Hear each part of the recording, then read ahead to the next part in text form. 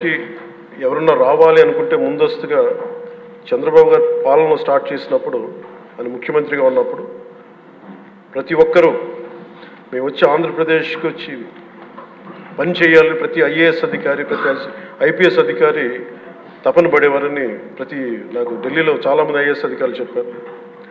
అలాంటి అద్భుతమైన పాలన ఛాలెంజెస్ని అధిగమించి ఆంధ్రప్రదేశ్ని అభివృద్ధి దిశగా తీసుకెళ్లారు. ముఖ్యంగా ఆయన బాగా నచ్చే అంశం నాకు ఆయనలో ప్రత్యర్థులను కూడా గౌరవించే గొప్ప గుణం. మొన్న ఈ మధ్యన మాకు చెప్తూ కూడా రాజశేఖర రెడ్డి గారి గురించి చెప్తూ ఆయన గురించి కూడా ఆయన ఎంత ప్రత్యర్థి అయినప్పటికీ కూడా ఆయన గురించి కూడా మంచి వాక్యాలు చెప్పి ఆయన చేసిన మంచి పనిని కూడా చెప్పే సహృదయం ఉంది నారా చంద్రబాబు గారికి. దీంట్లో వారి నుంచి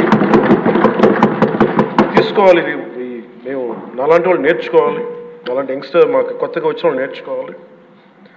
అలాగే కర్నూలు 1953లో కర్నూలు రాజధానిగా వచ్చింది. ఎప్పుడు మనకి ఇన్ని సంవత్సరాలుగా ఇన్ని దశాబ్దాలుగా ఇంకా కొట్టుకుంటూనే ఉన్నాం. అన్ని రాష్ట్రాలు ఏర్పడ్డాయి, భాషా ప్రయుక్త రాష్ట్రాలు ఏర్పడ్డాయి. దేశం అంతా ఎవరికి రాజధాని వచ్చింది ముందుకెళ్ళిపోయారు, అభివృద్ధి చెందారు. కానీ మన ఆంధ్రప్రదేశ్కి వచ్చేటప్పటికి కర్నూలు రాజధానిగా ఏర్పడింది. కాదని చెప్పి మళ్ళీ తెలంగాణలో కలిపారు.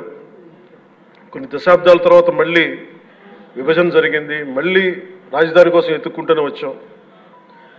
కింద మీద పడి 14 నుంచి 19 చాలా కష్టంతో ఒక రాజధానిని అత్యంత ఖర్చుతోటి నిర్మించే దశలో ఉండగా పరిస్థితుల్లో అనుకూలించగా గత ప్రభుత్వం వచ్చింది. వాళ్ళు 3 రాజధానులు తీసుకొచ్చారు.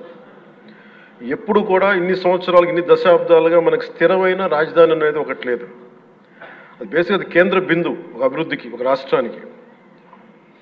ఈసారి మటుకు చంద్రబాబు గారి ఆధ్వర్యంలో, గౌరవ ముఖ్యమంత్రి చంద్రబాబు గారి ఆధ్వర్యంలో ఇంకెప్పటికీ భవిష్యత్తు తరాలు ఇంకెప్పుడు ఏది రాజధాని, ఒక రాజధాని 2 కాకుండా అమరావతి రాజధానిగా ఉండాలి, దాన్ని ముందుకు తీసుకెళ్ళాలి. దానికి మేమందరం సహకరిస్తామని ఈ సందర్భంగా మీకు తెలియజేసుకున్నాం అధ్యక్ష. అలాగే మనం వారసత్వంగా వచ్చింది మనం పొట్టి శ్రీరాములు గారి దగ్గర నుంచి, పింగళి వెంకయ్య గారి దగ్గర నుంచి మువ్వెన్నెల జెండా, భాషా ప్రయుక్త రాష్ట్రాలు వస్తే చెడు కూడా అట్లాగే మనం వచ్చింది అధ్యక్ష. మనకి గత ప్రభుత్వం మనకు అందించింది కీలకమైన పోలవరాన్ని పూర్తి చేయకపోవటం, సకాలంలో పోలీసులకు కానీ మిగతా ఉద్యోగులకు కానీ జీతభత్యాలు ఇవ్వలేకపోవటం, అన్ని డిపార్ట్మెంట్స్లో నిధులు మళ్లింపు, కనీస రోడ్లు కానీ బ్రిడ్జెస్ కానీ మౌలిక సదుపాయాలు లేకుండా చేయటం, రివర్స్ టెండరింగ్ అని కానీ వ్యవస్థలను నిర్వీర్యం చేయటం, సహజ వనరుల దోపిడీ, ఎర్రచందనం దోపిడీ, ఋషికొండ ఇలాంటి వైజాగ్లో ఎర్రమట్టి దిబ్బల్ని అడ్డగోలుగా నాశనం చేసేయటం, మద్యం ద్వారా కూర్చోబెట్టి అరాచకాలు చేయటం, పెట్టుబడులు వద్దామని ఎవరైనా వస్తుంటే వాళ్ళు భయపెట్టేసి రివర్స్ టెండరింగ్ అని చెప్పి వారిని పారిపోయేలా చేయటం పారిశ్రామికవేత్తలని. ఇది తద్వారా మనకి వాళ్ళ ద్వారా కూడా వచ్చిన వారసత్వం అధ్యక్ష. వీటన్నిటినీ అధిగమించి ఎలా ముందుకెళ్ళాలి, ఏ స్థాయిలో వెళ్ళాలి అనేది నేను మొన్న ఎలక్షన్ ముందు కూడా మా సహచరులందరికీ కూడా చెప్పాను, ప్రతిసారి ప్రజలందరికీ కూడా తెలియజేశాను.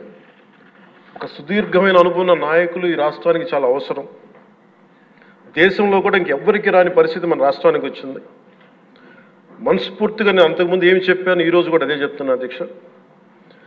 4 దశాబ్దాల సుదీర్ఘ అనుభవం ఉన్న గౌరవ ముఖ్యమంత్రి శ్రీ నారా చంద్రబాబు నాయుడు గారి అధ్యక్షతన, ఆయన లీడర్షిప్ కింద మేమందరం నాలాంటి వాడుగా నేర్చుకొని కింద పనిచేయడానికి, రాష్ట్రాన్ని అభివృద్ధి వైపు పయనం చేసేలా ముందుకెళ్ళడానికి సంసిద్ధంగా ఉన్నాం.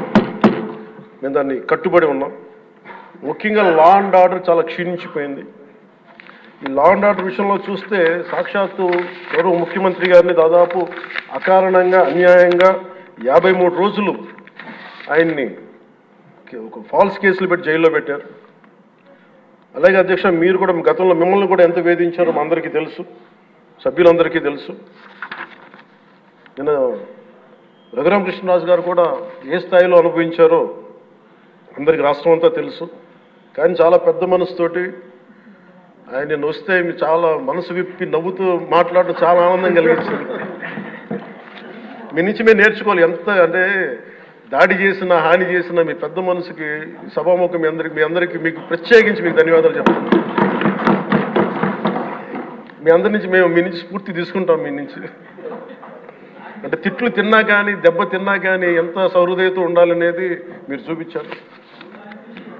ఇంకొక యాంగిల్లో శ్రీ నారా చంద్రబాబు నాయుడు గారు నిన్న కూడా చెప్తా ఉన్నారు, వాళ్ళు మన మీద దాడులు చేశారు కదా అని చెప్పి ఈ రోజు మనకు 164 సభ్యులు ఉన్నారని చెప్పేసి